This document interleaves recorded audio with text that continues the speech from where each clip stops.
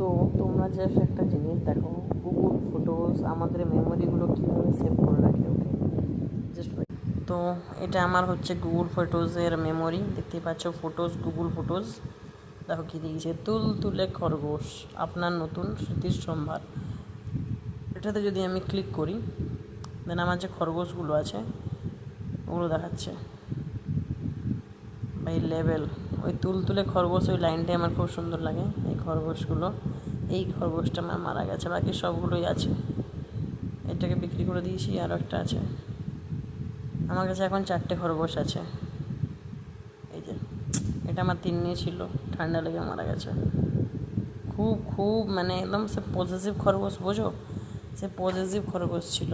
আমার কোল ছাড়া কারো কোলে উঠবে না। এগুলো এর বাচ্চা ছিল, প্রচুর বাচ্চা দিয়েছে, প্রচুর। এই খরগোশটা প্রায় 200টার উপরে বাচ্চা দিয়েছিল। এই খরগোশটা আমার, সত্যি এদেরকে পোষা আর মরে গেলে যে কষ্টটা না, সিরিয়াসলি। দেখো তুলে খরগোশ। তো থ্যাংক ইউ গুগল ফটোজ, আমার মেমোরিগুলোকে এভাবে থাম্বনেল দিয়ে, টাইটেল দিয়ে ভালো করে রিপ্রেজেন্ট করার জন্য। Thanks for